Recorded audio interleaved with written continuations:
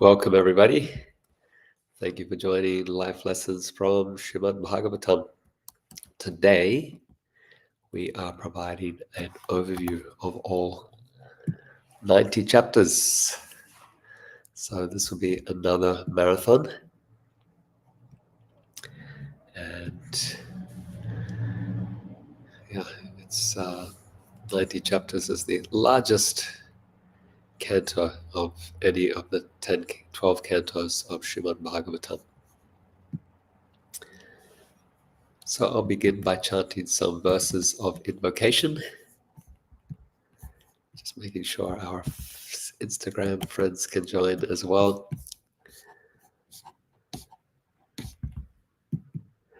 Narayanam namaskritya naram chaiva narottamam devim saraswatim vyasam tato jayamudhirayet. Before reciting the Srimad Bhagavatam, which is the very means of conquest, one should offer respectful obeisances unto the personality of Godhead Narayana, unto Narayana Rishi, the supermost human being, unto Mother Saraswati, the goddess of learning, and unto Srila Vyasadeva, the author. Canto 1, Chapter 2, Verse 17. Shridvatam svakata Krishna, Punya Shravana Kirtana, Hridyantasto Hyabadrani, Virudoti Suhritsatam. Sri Krishna, the personality of Godhead, who is the Paramatma, supersoul in everyone's heart, and the benefactor of the truthful devotee, cleanses desire for material enjoyment from the heart of the devotee who has developed the urge to hear his messages, which are in themselves virtuous when properly heard and chanted. Nasta prayeshu abhadreshu nityam bhagavata sevaya bhagavati uttama sloke bhaktir bhavati naishtiki. By regular attendance in classes on the Bhagavatam, and by rendering service to the pure devotee, all that is troublesome to the heart is almost completely destroyed, and loving service unto the personality of Godhead, who is praised with transcendental songs, is established as an irrevocable fact. Let us begin. Welcome. Thank you for joining this discussion on Srimad Bhagavatam. Today we are going to provide an overview of the 90 chapters that we have been discussing together. Welcome Janavamata, joining us from Dunedin, the South Island of New Zealand. Thank you for being here. Welcome Kirtida in Norway. Thank you for joining. Nikunja is with us from Auckland, New Zealand. Thank you for joining, Nikunja. I'm grateful for your presence. Viren is with us. Viren says, Hare Krishna Prabhuji, Dandavat Pranam. Thank you for being here, Viren. Wonderful to have your association. And Ananda Kirtan, joining us from Sydney, Australia, says, Hare Krishna. Welcome, Ananda. And then on Instagram, we have some regulars. We have Bhagava Tom, who's with us. We have Sonanayak. We have, there's Kirtidat in Norway. Vaibhavi Mulai, welcome. Aifat Janat and Shamakinu and Roshan Maharana. Nandos is here. Devarajak and others. So thank you so much for being with us today. Devarajak 497 says, Radhe, Radhe. We're grateful to have all of your association. Shamamanjari has joined us from South Africa as well. Welcome, Shamamanjari. Great to have you with us, a core participant. Okay, so our project today is to provide an overview of the 90 chapters of the 10th canto of Srimad Bhagavatam. I will make a small confession before I start, and that is that I forgot. I've been traveling in Australia, and doing lots of programs, and actually thought that I had completed life lessons from the Bhagavatam for this week. And so I forgot about this class this morning. There's my confession. But yeah, 10 minutes before, 15 minutes before, I got a notification on my computer that said, class in 15 minutes. And I'm not as prepared as usual, but we can still do this by Krishna's grace. We've been studying together for so long, so we can definitely do this. So let us dive in. When we think about Krishna's pastimes in the 10th canto of the Bhagavatam, then we can divide it into three main sections. So we're pausing here for you to reflect and think, what are those three main sections for understanding the 10th canto of the Bhagavatam? Maybe you want to type it into the chat. Three main sections of the 10th canto of the Bhagavatam are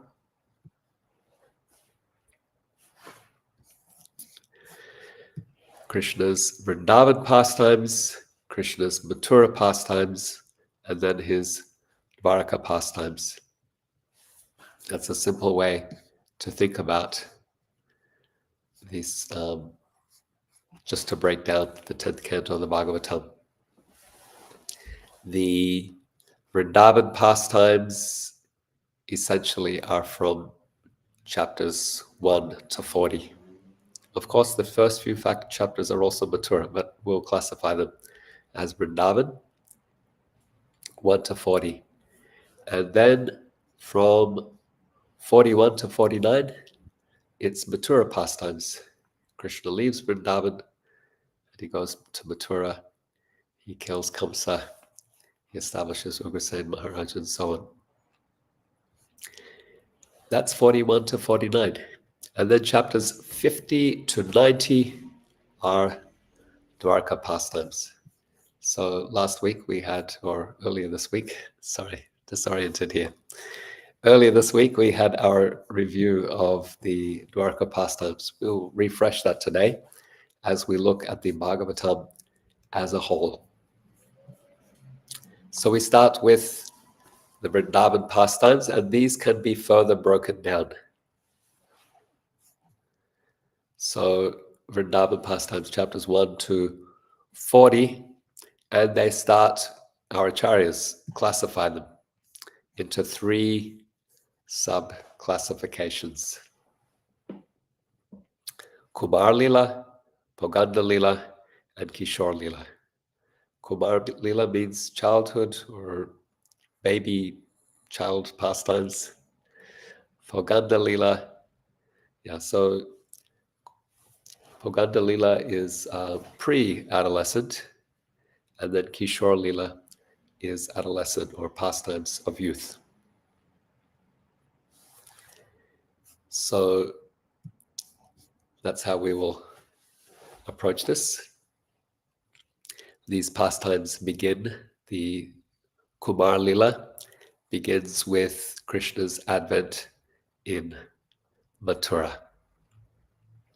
And we are taken to, even prior to that, the scene in the first canto, the first chapter of the 10th canto is of Bhumi Devi approaching Brahma with tears in her eyes, raising an alarm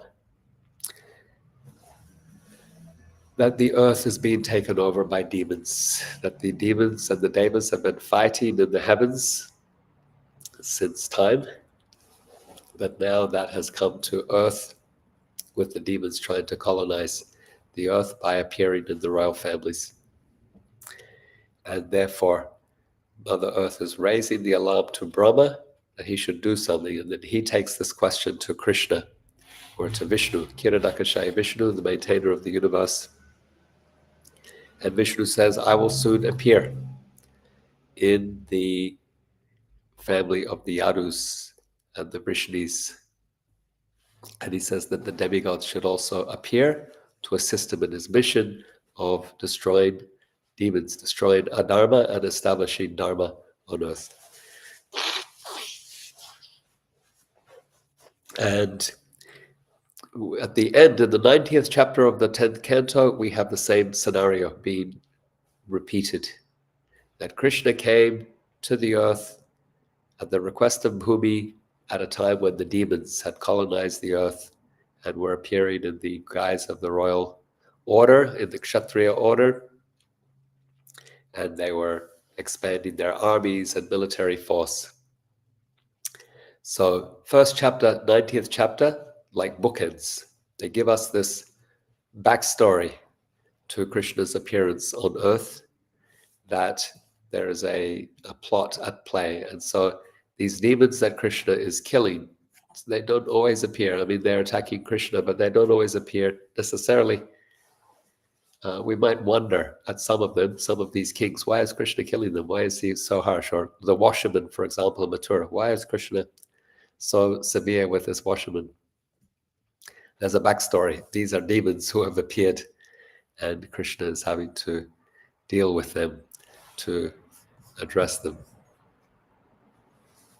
And so from the shore of the milk ocean, the next scene we are taken to is Devaki's wedding. Kamsa's driving her chariot. The citizens of Mathura are lining the streets, driving the chariot of his sister. That is a great gesture on Kamsa's part, because he is a king, he is a kshatriya, he's not a driver. He is usually the one to be driven, but here he's showing his affection for his sister by driving her chariot. But all the festivity, the song and the dance and the drums, is interrupted by an Akashvani that says, Kamsa, you are a fool. You're driving your sister's chariot on her wedding day, but you don't know that her son, her eighth son, will kill you. Kamsa, the demon that he is, immediately seizes Draupadi's hair and raises his sword. He's ready to sever her head from her body. He's so self-concerned, self-conceited, that he's ready to slay his sister on her wedding day for fear of a future child, an eighth child that will kill him. But Vasudeva convinces him not to do it. It's not good for his reputation. It's not good for public relations, public opinion. Kamsa's thinking about that. It's a valid argument. But then Vasudeva, he promises, look, I will bring you every child that's born to us, and you can do with them as you wish. Kamsa knows that Vasudeva is a person of his word, and so he takes the sword down, and the procession continues, but now with a much more sober tone. And the next scene we have is of Vasudeva and Devaki. They're imprisoned. Their children are being born. Actually, the next scene is Vasudeva brings his firstborn child to Kamsa. But Kamsa said, I don't need this child. It's the eighth child that I await. And so he's very pleased that Vasudeva's kept his word. That reassures him. But then Narad Muni comes and says, Kamsa, any of these children could be Vishnu. The demigods, they're appearing in the Yadu and Vrishni families to defeat demons like you. So there again is a reference to that backstory, behind the scenes story, the greater universal conflict that's taking place here on Earth. The Earth is just the battleground. The bigger conflict is of universal proportions. And so Kamsa imprisons Vasudeva and Devaki and kills each of their children as they're born. The seventh child appears to be a miscarriage. Vishnu has said that this would happen. What is actually taking place is that Lord Balaram, Shankarshana, has appeared in the womb of Devaki, to prepare the ground, and then has been transferred to the womb of Rohini, another wife of Vasudeva. And then finally, the eighth child appears in Devaki's womb. She becomes very beautiful. Vasudeva sees how she's become very effulgent, and the demigods appear in the sky or in the prison cell to offer prayers to the child within the womb of Devaki. And at some point, this child appears. And he appears not as a child, but as a fully adorned, fully mature, fully adorned, effulgent personality.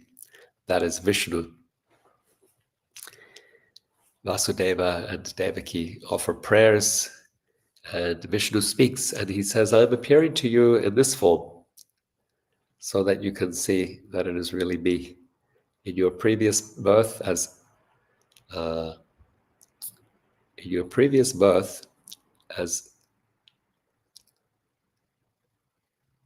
Sutapa and Prishni, you prayed to me to become your child.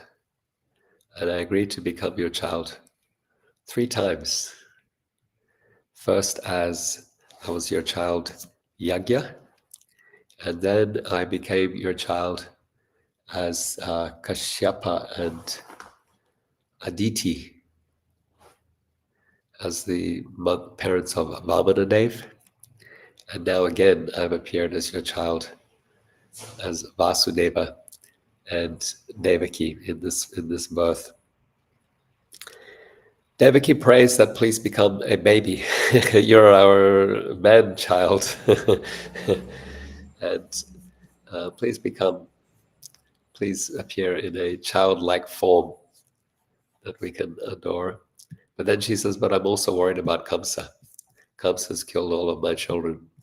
So Vishnu, he says, I will become a baby, and Vasudeva should carry me across the Yamuna River.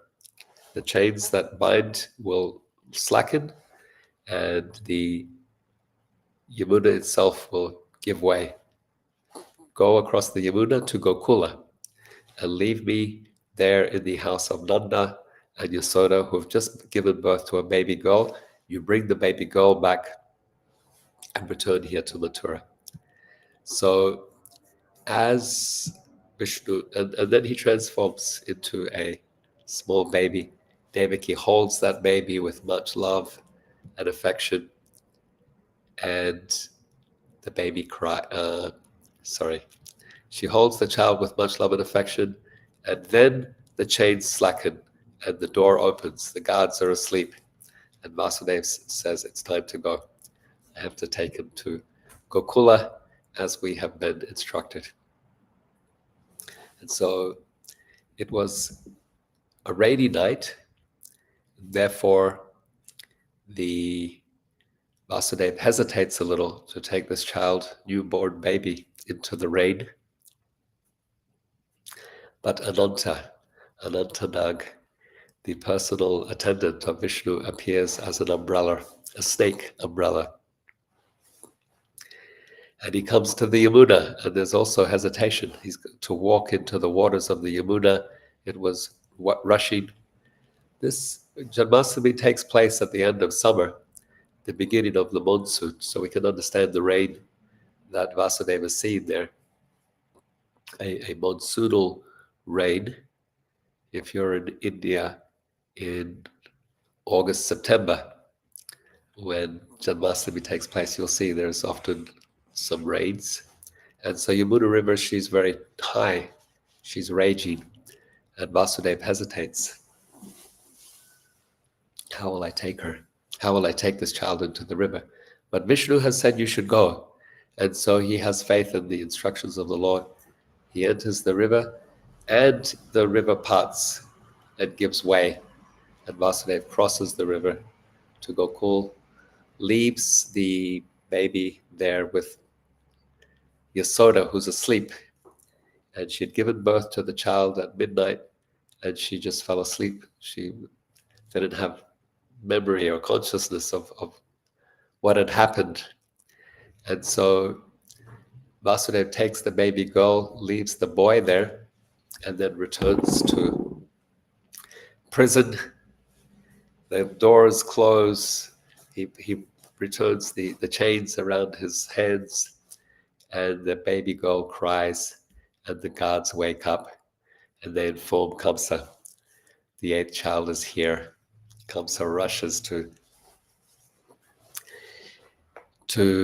kill that child. He raises the girl. Devaki said, but it's a girl, don't kill her. He snatches the baby from Devaki, dashes the child to the ground, but it doesn't touch the ground. It rises into the air and assumes the form of Durga and chastises Kamsa for being such a demon, for being so cruel to his sister. And thereafter, Kamsa becomes somewhat remorseful. He apologizes to Devaki. He releases Vasudeva and Devaki from prison, but only for a few hours until his demon associates again convince him that he should try to find, because the girl, Durga, has said the child is somewhere else, far from here. So the demons convince him he should try to find the child and kill him. And so Kamsa starts sending demons out looking for children to kill. He wants all children born within the past several days to be killed, all children born within his kingdom to be slain. And so one of those demons is Putana.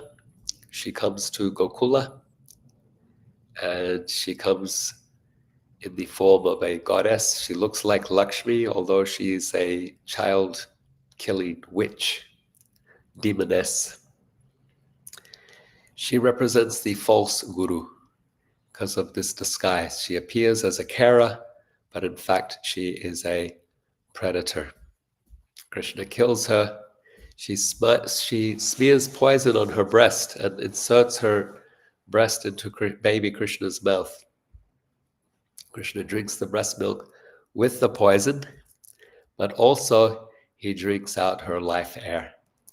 And so Putana dies, but Krishna, he accepts that she did some service for him. He punishes her for the poison, but rewards her for the milk and gives her the position of a nurse in eternal Goloka Vrindavan.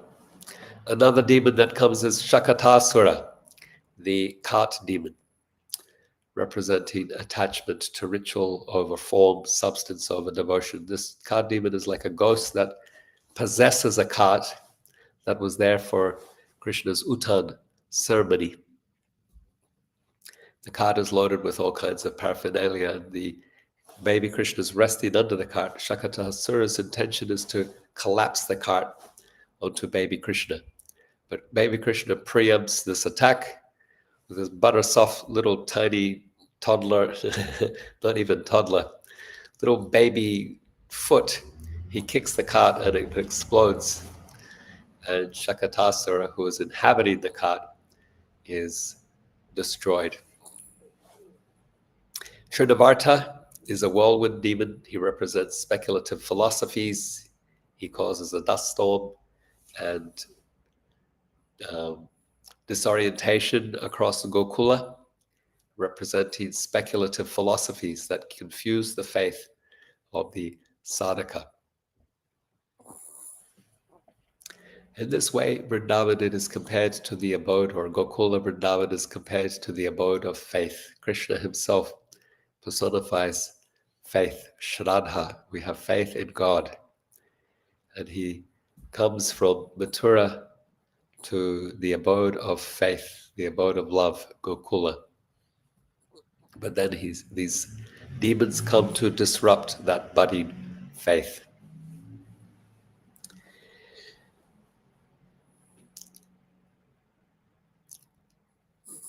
The residents of Gokula, they see these wonderful pastimes of baby Krishna killing fierce demons. And in this way, Krishna, when we read these pastimes, he removes obstacles or attachments from our heart. But he also performs pastimes of sweetness, like stealing butter and yogurt.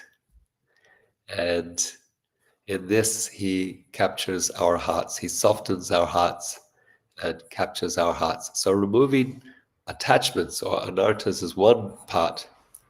The other is to develop attachment for Krishna. And so in his pastimes of sweetness, as Makanchor, or there's the pastime of Yasoda looking into Krishna's mouth and seeing the entire universe, a wonderful display. She sees the entire universe. She sees Vrindavan, Gokula. She sees herself looking into Krishna's mouth and becomes astonished.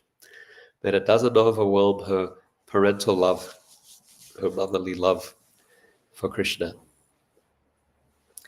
So in this way, two types of pastimes, removing obstacles and developing faith or deepening our love and affection for Krishna. Eventually, Krishna also becomes a calf herd. And then the Brajbasis, they decide with all of these demons, especially particularly after Krishna, when he steals the butter and he delivers the twin Arjun trees. He looks across the courtyard. Mother Yasoda's bound him to a grinding mortar for stealing the butter and yogurt. And so he's being punished. He is doing time. But then he looks across the courtyard and sees these two trees, twin Arjun trees. They're a very nice tree, the Arjun tree. We had them in our school in Mayapur. And he remembers, Narad Muni said, I will deliver these to. I have nothing to do with them. They are materialists. They have shown no inclination towards bhakti at all. But they have received the curse, which is a blessing of Narad Muni, and therefore I must deliver them. So he crawls across the courtyard, lodges his grinding mortar between the two trees and pulls them down, and these celestial beings appear. Nala Kuvera and Manigriva, two sons of Kuvera, who had disrespected Narada Muni, and so were put into this position as trees for their good, for their purification. After this event, the residents of Gokul, Nanda and his brothers Upananda and Sunanda and others, they hold a council and they say, we need to protect Krishna. We need to move from Gokul. This place is too dangerous. Too many demons here, too many strange happenings. It's better that we should move.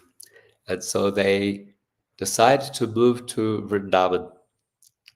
Vrindavan, a beautiful place of forests and pasturing grounds, and where the Yamuna River flows, and many streams and lakes, lush fields and abundant water and flowering trees and so forth for the cows and for the community. And so they pack up their wagons and they move to Vrindavan, the gopis singing of Krishna's glories as they travel along the way. In Vrindavan, there are Krishna, he's very taken by the beauty of the forest, and he has much fun playing with his friends as they herd calves and then cows. He becomes a cowherd. He becomes a gopal. And so this also symbolizes the taking responsibility for others. In the beginning, our faith is something that we cultivate for ourselves, and the demons that Krishna kills, they relate to our own personal development. When he becomes a cowherd, beginning his Poganda Lila. So this is chapters 11 to 14. His Poganda Lila, then we see the taking of responsibility, the anarthas, the demons that Krishna kills, they relate not just to our personal development, but to our dealings with others. So Dhenukasura, the ass demon, he's killed by Balaram. He represents a neophyte mentality, not able to deal with others in a respectful way.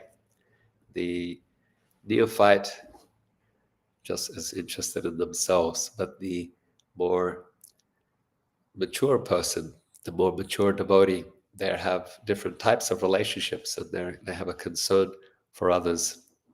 They're able to see those who need help from them, those who are their peers that they can support as friends, those who are seniors that they can serve and receive guidance from.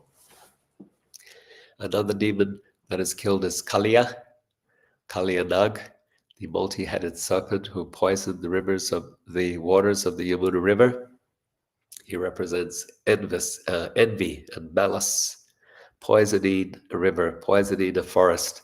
It is said that even when birds flew overhead, they would drop from the sky because of the poisonous vapors from the lake. It's a lake adjacent to the Yamuna, or connected to the Yamuna, where Kaliya was living.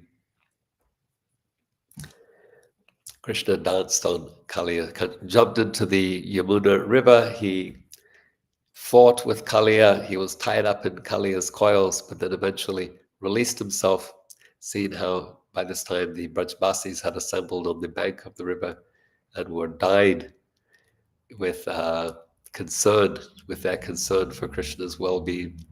And then Krishna performed a wonderful dance on Kaliya's hoods as Kaliya tried to bite him and to spit poison and fire onto Krishna.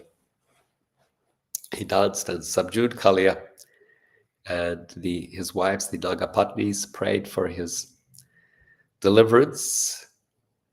The Nagapatnis, they are a symbol of wives who can deliver their wayward husbands. They pray for and deliver their husbands who are overcome by pride and anger and greed and malice. And so Krishna doesn't kill Kaliya, but he banishes him from Vrindavan. There's no place for malice and envy in the abode of faith, in the community of love and faith. Another demon Krishna kills is Pralambasura. Pralambasura assumes the form of a cowherd boy and tries to mingle, and then he has a plan to kill Krishna. He represents impersonalism. Pralambasura is killed by Baladev, by Balaram. And then there is a forest fire, the Davanala, that surrounds the cowherd boys and Krishna's cows. And Krishna, he tells the boys to close their eyes, and then he opens his mouth wide and swallows that fire. This forest fire represents quarrel among devotees. Quarrel. When we fight amongst one another, then it is like a forest fire. It destroys everything. The trees are compared to sages in Sanskrit literature because of their selfless service. So a forest fire that destroys the trees is very, very sad, very inauspicious. Similarly, the forest fire represents sages. So the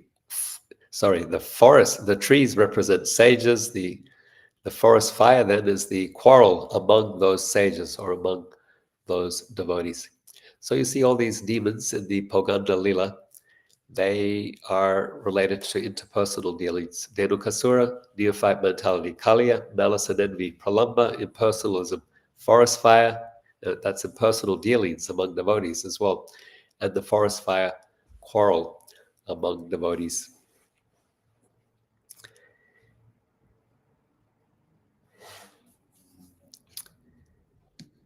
The next group of pastimes that we have is the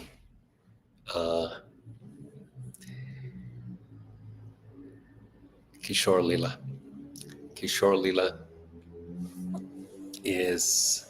comprises 20 chapters, and it sets the scene with a wonderful description of the rainy season and autumn season in Vrindavan. Sukadeva Goswami makes beautiful comparisons, philosophical metaphors in describing the forest of Vrindavan and the describing first the rain, the wetness, the flood, and this is a symbolic representation of the gopis' love and affection for Krishna. Then things become very pleasant in the autumn. And then the next chapter we have after that is Gopi Gita, the gopis' song, where they are looking at Krishna from a distance. So this is Purvarag. This is love before meeting, love before union. They describe Krishna walking through the forest, how beautiful he looks, the sound of his flute, and how it enchants the forest, it enchants the birds. The trees reciprocate by producing flowers and fruits that bend down to touch Krishna's feet. The peacocks, they hear the flute song and they dance, and then Krishna reciprocates by playing more beautiful melodies, and the peacocks dance more intricate dances. And so like this, there's a competition between Krishna and the peacocks. And the peacocks, they surrender, they accept defeat, and they offer feathers to show their appreciation. And to show his appreciation, Krishna puts those feathers into his hair. The clouds, they follow Krishna overhead. They see that he's the same complexion as they. And so to protect Krishna from the sun, they follow him like an umbrella. And sometimes they produce a cooling mist as well. Like this, all of Vrindavan forest becomes enamored by Krishna. The gopis, they see how the deer are staying together, male and female deer, and just listening to the sound of Krishna's flute. And they feel some agitation in their hearts, some even jealousy, that these female deer, they can listen to the song of Krishna's flute without fear of reprimand from the male members of their household. But if we show any attention or affection towards Krishna, we get scolded. Others become jealous. Maybe our parents will chastise us, or if we are married, our husbands. Like this, the gopis, they express their love at a distance from Krishna. And they start to make efforts how to get Krishna's company. They perform Katyayani Vrata. At the end of their song, they pray to Govardhan. Then they perform Katyayani Vrata to get Krishna's grace. And then it seems that Govardhan, Katyayani fulfill their wish. At the end of Katyayani Vrata, Krishna comes there to the bank of the Yamuna and steals the gopis' clothes as they're performing their ritual bath. Katyayani Vrata is performed in December. It's very cold in Vrindavan. The gopis walk each morning, holding hands, singing songs, to go to the bank of the Yamuna to perform this ritual vrata for the pleasure of Katyayani Devi, Durga Devi, the wife of Lord Shiva, to get Krishna as their husband. That's their prayer. Nanda Gopasutam Devi Patime Kurute Namaha. Katyayani Mahamaye Mahayogin Yarishwari. They're praying to Katyayani, you are a great yogin. Please arrange that the son of Maharaj Nanda will be our husband. And at the end of this vrata, the last day, Krishna comes and they're performing a ritual bath. They're bathing naked in the river, and Krishna steals their clothes and climbs into a kadamba tree and tells them that they must come out one by one to collect their clothes. And that way Krishna is accepting them. They're very shy and they are agitated, but they're also very bashful, but also very happy that Krishna's engaging with them and accepting them and showing affection towards them in this very mischievous way. And he promises that in the future they will have more intimate association. And so that's one way. Katyayani, their prayers to Katyayani are rewarded. And their prayers earlier to Govardhan at the end of the Venu Gita, they are also rewarded when the Govardhan Lila takes place. The Govardhan Lila is when Krishna sees Nanda preparing to perform a great sacrifice. He asks him what it is about. And Nanda says, we have to honor Indra. He protects the Vaishyas by sending rainfall. Krishna says, no, let us worship Govardhan Hill instead. And Nanda says, oh, we can do that as well. Krishna says, no, let us take all the things collected for Indra Yagya and perform Govardhan Puja. So Indra becomes angry, sends torrents of rain, wants to destroy Vrindavan and the Brajbasis. And he sends Shambhartaka clouds, the clouds used for universal inundation. And Krishna lifts Govardhan Hill as an umbrella.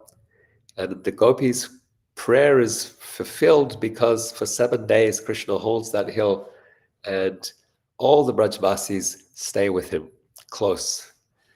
The elderly Brajbasis, the cowherd boys, the cowherd girls, even the cows, everyone is together with Krishna for 7 whole days. And so the gopis are able to look upon Krishna and stand close to him for a whole 7 days, even in the presence of their parents, even in the presence of the cowherd boys. Earlier, they had been jealous of the deer that they could look upon Krishna, the female deer could look upon Krishna in the presence of their husbands. Now they could do the same by the grace of Govardhan Hill.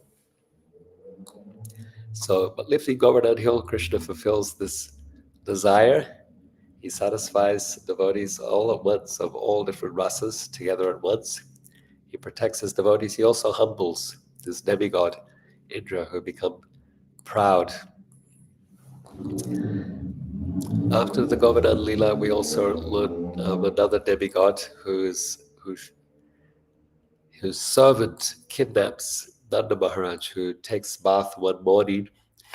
Nanda Maharaj has been observing the Ekadasi. He wants to take bath to complete just before completing the Ekadasi, but it's still dark. And there's some rule you cannot bathe at that time when it is still dark. And so a servant of Varuna pulls him under. Basically, it seems he drowns and gets taken to the abode of Varuna, the god of the waters. And then when Krishna is told that Nanda Maharaj has disappeared in the water, he dives into the Yamuna and he goes to the abode of Varuna. And when he arrives, Varuna receives Krishna with such veneration, and Varuna's associates, they receive Krishna with such awe. And Nanda Maharaj is struck, he's surprised. How is it that they have so much reverence for my son, the cowherd boy from Vrindavan? And then when he returns, he tells the other cowherds, this is what I saw. Varuna was bowing and offering prayers, and all of his servants, they put Krishna on the throne and they worshipped him. And then the Brajbasi says, maybe, who is he? Maybe he's a demigod, maybe he's Vishnu. And Nanda says, well, Garga said that he would be like Narayan. Maybe he is Narayan. So they approach Krishna and say, are you Narayan? Can you show us the spiritual world? Can you show us your eternal Vaikuntha? And Krishna says, sure, go and bathe in the Yamuna. And as the Brajbasis come out of the Yamuna, they see, of course, they're living in the spiritual world, but they see a more opulent manifestation of the spiritual world. And they're very happy, but then quickly they forget, and they go back to thinking that Krishna is their friend or their son or nephew or one of the boys that they love as their own child.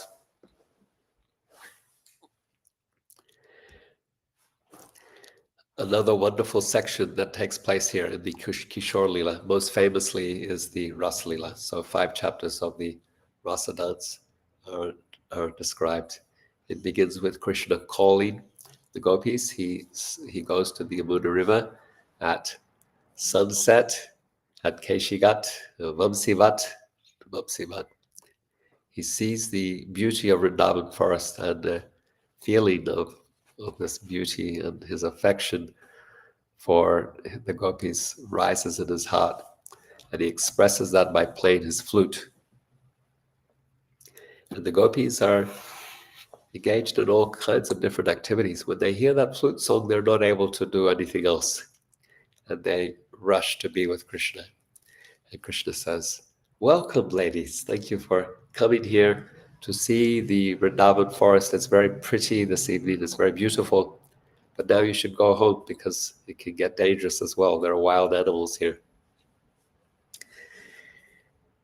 And anyway, it's not right that you're here with me in the night in the forest. It's not according to principles of Dharma."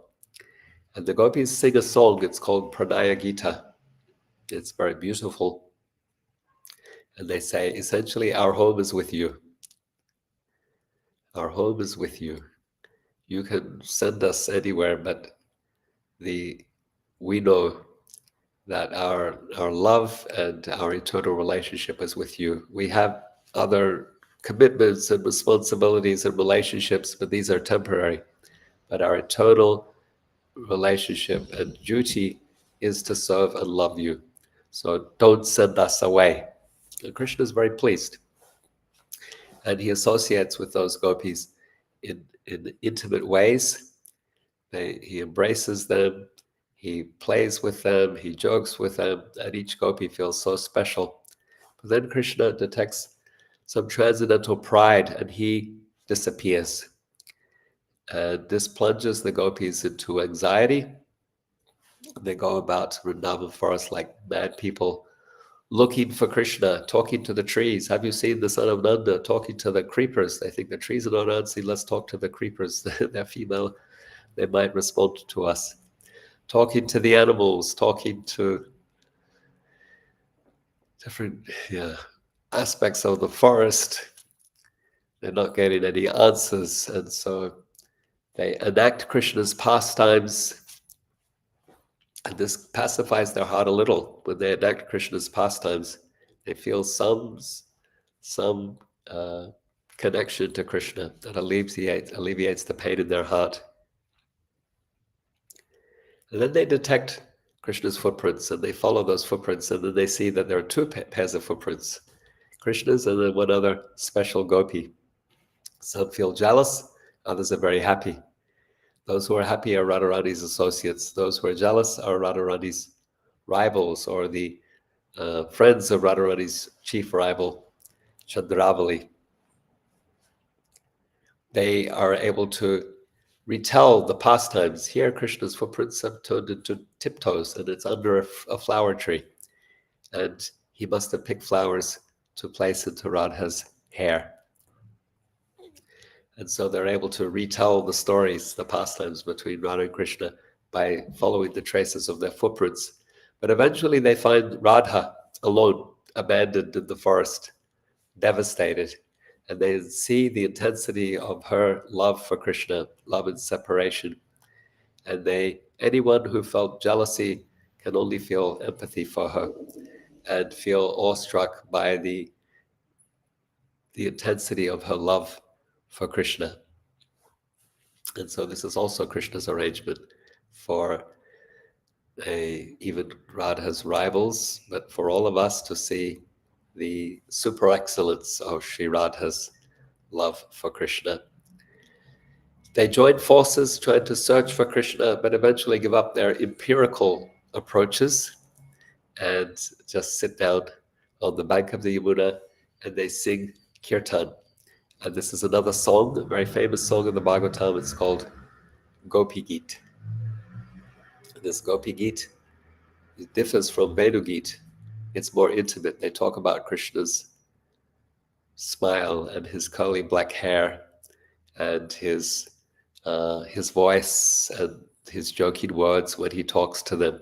So they've had Krishna's intimate association now, and so this song is much more intimate. We get a close-up view of Krishna in this words, this song of the gopis. And Krishna returns, and they ask him, "Please explain, why did you leave us who love you so much?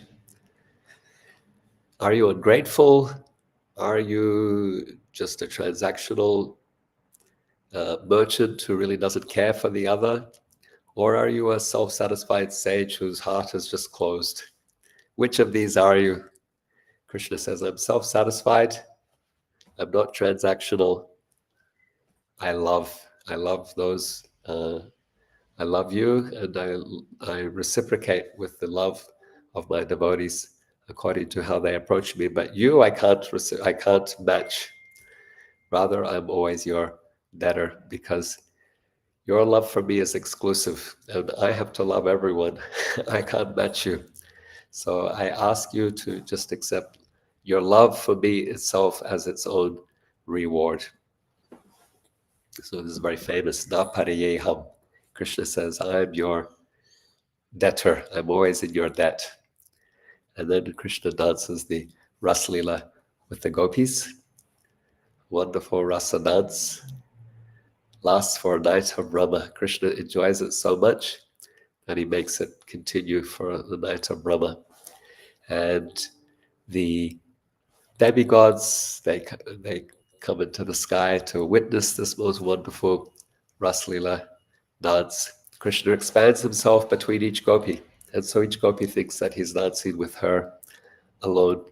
In this way, Krishna shows us how he's able to reciprocate with each and every one of us personally at one and the same time. We also have this unity in diversity. Everyone dancing as one in the same dance with the similar choreographed movements, and yet each is an individual, and Krishna is dealing with each at an individual level as well.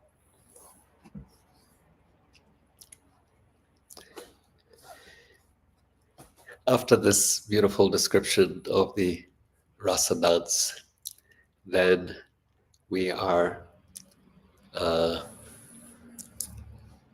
a nice song by the gopis. It's called Yugala Gita. Sukadeva Goswami tells us the song that the gopis sing. And here the gopis appear to be intoxicated with love for Krishna. Everything is topsy-turvy. They describe Vrindavan, how the rivers have stopped flowing, they're going upstream, hearing the sound of Krishna's flute, and the trees are pouring sap. So usually trees are stable, but now they're like flowing, and the rivers have become stable. They stop flowing. They're extending their hands by their waves that they want to come up and touch Krishna's lotus feet. And so, the gopis describe this Yugal Geet, how Vrindavan forest has become topsy-turvy, kind of crazy in its love for Krishna, giddy with love for Krishna. Meanwhile, Kamsa, he plots. He wants Krishna killed. He's sending more demons. Aristasura,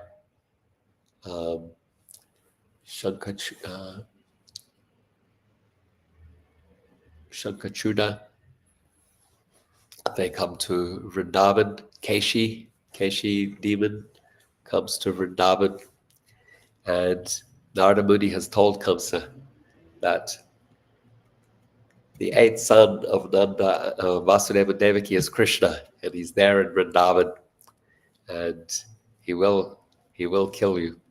And so Kamsa becomes more urgent in his desire to have Krishna killed. So he sends Akrura to Vrindavan to bring Krishna for a wrestling match in Mathura. Akrura, he rides to Vrindavan anticipating meeting Krishna, and he When he arrives, he rolls in the dust of Vrindavan, showing us how we can enter Vrindavan. We enter with anticipation and a meditation. We, we arrive and we touch the dust. We offer our obeisances, roll in the dust. And then he met Nanda, Yasoda, Krishna, and Balaram. They received him. And then he delivered Kamsa's message, the invitation to come to Mathura. And so Nanda sent messages all throughout Vrindavan saying that all the men should collect some tribute of milk products and grains to be taken to Mathura for the king, and that the next day they would leave in bullock carts. And so as Krishna is leaving, then the gopis, they become beside themselves with grief and agitation, and they sing a very beautiful song called Viraha Geet, the song of separation. And they're asking, what's happened to our elders? Have they gone mad? How are they allowing Krishna to be taken away? Don't they know that he won't return after he's taken to Mathura? How have they lost their minds? And then they criticize Providence, or you could say God, that you are so cruel, that you bring us together with Krishna and we fall in love with him, and then you take him from us. And this is most cruel and most painful. You take away our love, you take away this beauty, our friend, our dear one, from our lives, from our eyes. And they're singing this song and they want something to be done, but nothing's being done. And so then they again take shelter of chanting the holy name, Govinda Damodara Madhaveti. That's their song, Govinda Damodara Madhaveti. They sing that over and again. Shri Krishna Govinda. No, Govinda Damodara Madhaveti. That is their song. As Krishna is driven away from Mathura. Akrura, he comes to the border of Mathura and Vrindavan, and he wants to take bath, a place called Akrura Ghat. And he enters the water and he dips down, comes up, and he sees Mahavishnu lying on the Nanta in the Yamuna River. And he understands this is Krishna and Balaram. And he looks back to the chariot and he sees Krishna and Balaram there sitting on the chariot. And he looks back to the water and he sees Vishnu with Ananta. And so he's bewildered but overwhelmed, and he offers beautiful prayers. And his prayers are kind of a template for prayer in the Bhagavatam. He expresses his inadequacy to fully glorify God because of God's unlimited glory. And then he describes Krishna as the creator of the worlds, as Mahavishnu, how he's present within his creation, as Virat expanded everywhere, present as the sun, his eyes, the moon, his mind, the demigods of Vayu, is his breath, and so on and so forth. So he describes Virat, how the Lord is present everywhere throughout the creation. And then also how he appears as Paramatma, but then there's so many incarnations, and he offers obeisances to Hayagriva and Narasimha and Varaha and Vamana and so forth. Very beautiful list of the avatars and how the Lord keeps appearing, coming to this earth to deliver his devotees, to establish dharma, to destroy adharma, to destroy demons. And then he says, and now you have come again as Krishna and Balaram in the family of the Yadus. And he offers a prayer that he can be purified and that he can serve and always remember and glorify Krishna. And that approach is basic points. God as our inadequacy to glorify God. God is the creator, as present everywhere, as then is the maintainer who appears as avatars, And then the request that I am fallen, please help me to surrender to you, to love you. These 5 elements you'll find in prayer throughout the Bhagavatam. Akrura takes Krishna and Balaram to Mathura, and they enter the city. It's very wonderful. All the inhabitants of Mathura rush to the balconies and the rooftops, particularly the ladies. They've heard about Krishna in Vrindavan and how beautiful he is. They hear he's now in their city, and they rush to see him.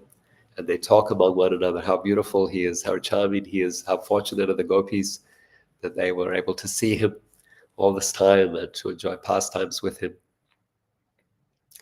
And there are some encounters that Krishna has with a washerman. He's bringing royal dresses, royal clothing, and Krishna asks him, please, can you give some of this clothing to Balaram and I?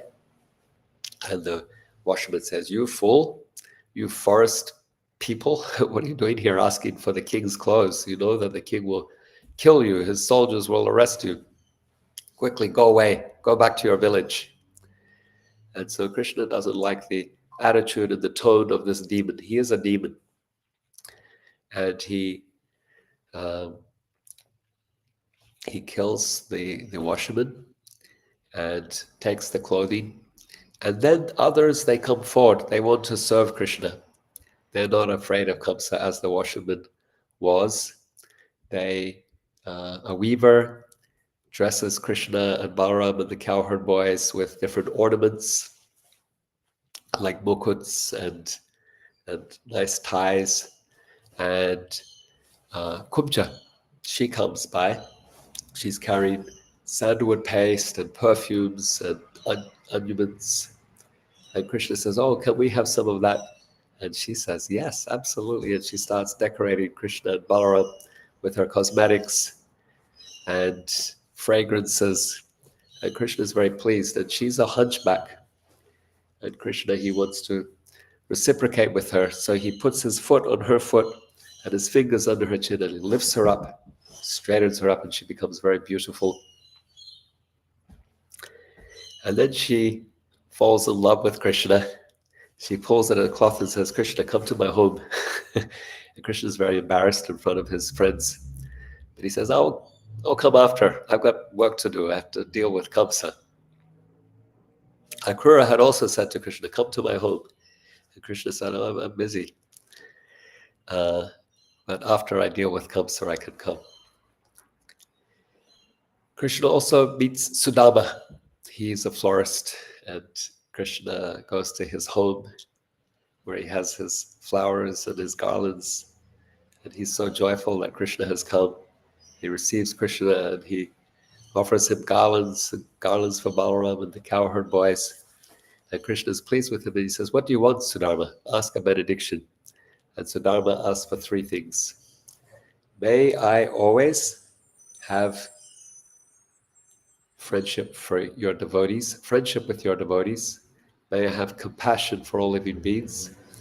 And may I have love and devotion for you. So actually a different order. May I always have devotion for you, friendship with your devotees, and compassion for all living beings. Such a wonderful prayer. This request of Sudama, the florist. So I feel like this review has come to a point where we should probably finish. We can continue in the next class with Mathura, and then we can quickly review Dwarka as well. My intention was to try to do all 3, Vrindavan, Mathura, and Dwarka, but I feel we're a bit over time already. Let me acknowledge some of you who joined after I started speaking. Janamamata has the answer here. Vrindavan, Mathura, Dwarka, very good. Thank you. Gaurachandraji in Christchurch is with us. Thank you for joining. Nandu here in Sydney, but from usually in Govardhan, says, interesting that all these pastimes are chronological as soon as we get into Vrindavan Lila. it starts to jump around. And then he says, Krishna was 3 months old when Shakatasura was kicked by his lotus feet. Yeah, thanks for that, Nandu. I don't understand about the chronology. For me, Krishna's Vrindavan pastimes are very chronological as well, but we can talk about that. Uttam says, Hare Krishna, welcome Uttam. Alicia in Auckland, New Zealand says, Kia ora, Prabhu, hope you're safe and well. I'm sorry for the late join. I'm at work. Unfortunately, I won't be able to watch your classes for 2 weeks due to traveling to Europe. I'm off to Rome, Croatia, Dubai on Sunday. I'm excited to go to Croatia to learn more history on my dad's side. That's very exciting. Yeah, all the best, Alicia. It'll be an amazing trip. I've really very much enjoyed travels in Croatia. I'm sure you'll have a wonderful time visiting Split and Rijeka and Pula and Dubrovnik, Zagreb, and so on. It's a wonderful country. Have a great trip and let us know how it goes when you get back. Here's my wife, Shigandarmika, says, Hari Bol, welcome. Thank you for joining us. Abhiyatma Prabhuji from Christchurch says, Hare Krishna Prabhu, thank you for the nectar-packed summary in Boma. Vrindavan Leela with demons, Krishna Leela, and devotees coming from different places in previous lives. One theme seems to be about coming to the level of prema. In eternal Goloka Vrindavan, would it be correct to say that all the residents are on the level of pure prema with no contamination? This appears to be one of the differences between Boma Vrindavan and Nitya Goloka Vrindavan. Would it also be correct to say that there is no falling down from the level of prema, as the nature of prema is that it is condensed love with absolutely no contamination, like gold purified 100 times? Thank you for that, Amiyama Prabhu. Yes, you are correct. The difference between Boma and the eternal Goloka, Nitya Goloka, is that in Goloka everyone is at the level of prema. And therefore, the Boma Vrindavan pastime is like a portal where those with different levels of spiritual advancement can come and start to interact with Krishna. That's why we say that the first posting for the devotee is to go to wherever Krishna's pastimes are taking place within a material world. And that is a place where it's like a place of entry and training. In Vrindavan, we see there are demons, and then there are devotees at different levels, and gopis at different levels as well. Some can go directly to Krishna, some are stopped by their husbands or others, and they have to go through a fire of intense separation to then join Krishna's eternal pastimes, Rasalila pastimes. So that is explained by Vishwanath Chakravarti Thakur. Then you have a second part to your question. Would it be correct to say there is no falling from the level of prema, as the nature of prema is that it is condensed love with absolutely no contamination? In a sense, yes. And in another sense, everything is possible by Krishna's arrangement. And so this is the way Prabhupada explains it, that there is free will. If there were no possibility for free will, then love must be based on free will. And so the possibility is always there. It is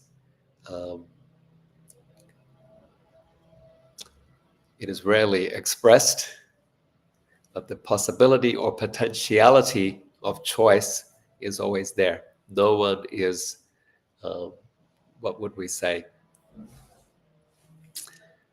limited in their options.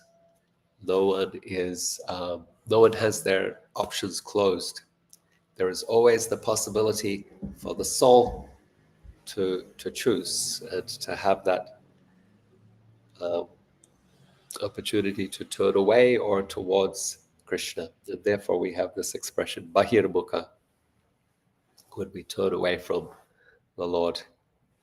So potential is there, even though it is rarely expressed, but love must be entered into of one's own volition or choice. It cannot be forced. We can't just be hardwired to say, oh yeah, we are only going to love Krishna as our programming, so to speak, and we can't. We say can't, then we restrict. But the potential of the soul to be towards Krishna or away from Krishna is always there. But then those who love and who are condensed love and absolutely loving with no contamination, then they're choosing Krishna. Okay, thank you for that. Amiyama Prabhu. Tarak says, Hare Krishna. Thanks, Tarak. Janamamata says, thank you for another nectar feast. These pastimes are ever fresh and so satisfying to be heard. Full of valuable lessons and sweetness. What would you say someone who says that God is invented by humans who need someone to love and protect them, that these pastimes are mythological and are created for entertainment only?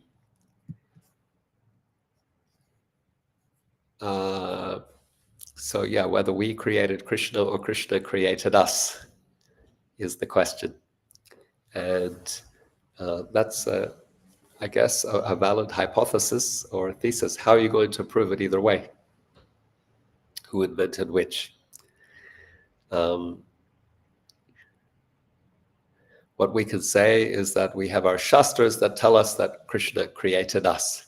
And so we put our faith in those Shastras. And then we also have the experience that when we apply the process given to us in the Shastra, that we feel satisfied and happy, joyful. We have meaning and purpose and fulfillment and satisfaction in relationships. So we have an experience of this as well, and we wouldn't have it any other way. Someone may make an argument like this, and what we can say is that it's a hypothesis, but our faith is in Shastra, and our acharyas and teachers, they have demonstrated the process, the effects of the process that is described in the Shastras, how it changes the heart, how it uplifts, how it purifies and fulfills. And we ourselves also have experience of this as well. Otherwise, yes, anyone could say, you can say, we can say, but then we are interested in what Krishna says and what the Shastra says and what our acharyas say. And from our own experience of applying what they say, we experience those effects. We validate it in our own experience as well. Thank you, Janamamata. Janamamata also says, thank you for this wonderful review of the Lord's pastimes. This is a very valuable resource and will be relished by many, I'm sure. Gaur Bhaktivinoda Ki Jai. Harival. Kirti Das says, thank you for a beautiful summary. Janamamata says, don't worry about time. We can listen to you forever. Thank you, Janamamata. Ananda says, thank you for the class. You're welcome, Ananda. Kirtan Viren says, thank you, Prabhuji. Nicely prepared our consciousness for upcoming Janmashtami. Yeah, very good. Thanks, Viren. Joan says, Haribol. Thanks for being with us, Joan. Then Gaurachandra says, Hare Krishna, Prabhuji. How can we understand Krishna's killing of a washerman who refused to give him clothes? What was hidden reason for him getting killed by Krishna? That is, he's a demon. That's it. There's a backstory to all of these personalities that Krishna kills. They are demons posing in different positions. And so our acharyas make that clear. It's also there in his tone. The words he speaks to Krishna are very patronizing. But aside from that, he is a demon associate of Kamsa. Part of that deeper plot that Bhumi Devi is expressing concern over in the first chapter of the 10th canto, and is also referenced there in some few times within the canto, but then also in the 90th chapter. Nikunja says, thank you, Prabhu, for all your deep insights and realizations and for your time sharing it with us all. You're most welcome, Nikunja. Thank you for your eagerness to hear and to deepen your taste and connection with Srimad Bhagavatam. I'm grateful for your enthusiasm. Janamamata says, I'd like to mention also that there is a factual historical evidence that these pastimes took place. Dwarka under the sea, seen by NASA, Govardhan Hill. Well done. Thank you, Janamamata. Radhakanta in Christchurch says, Hare Krishna Prabhu. Welcome, Radhakanta. Great to have you with us. Korachandra says, thank you. And then over on Instagram, we have Krishna Samaji, Manjari Mandala,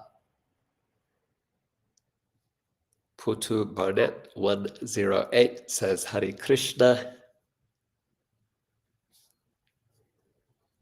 That's Subhalakshmi. Himani says, we are waiting for you here in Vrindavan with Srila Gurudev. Thank you. Thank you so much. Krishna Sub 10, Studio 108.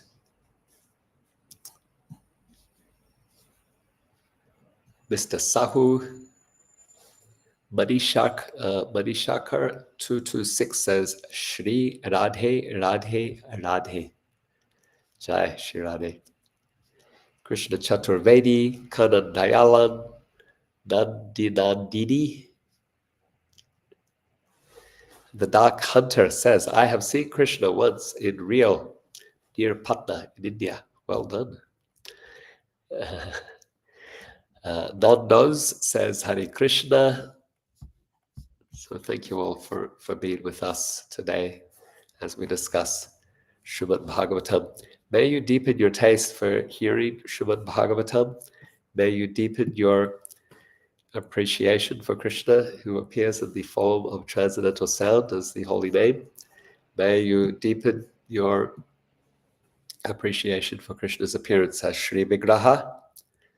May you deepen your relationship with Shri Dham, with the holy Dham, the places of Krishna's pastimes where Krishna is served. And may you deepen your appreciation of Vaishnavas. Serve Vaishnavas, make friendship with Vaishnavas, love Vaishnavas, take advantage of the opportunity to learn from Vaishnavas. And through these simple bhakti practices, may your heart soften with compassion for all living beings that moves you to share the treasures of bhakti with others. Grantaraj Srimad Bhagavatam ki jai, Srila Prabhupada ki jai, Samaveta Bhakta Vrinda ki jai.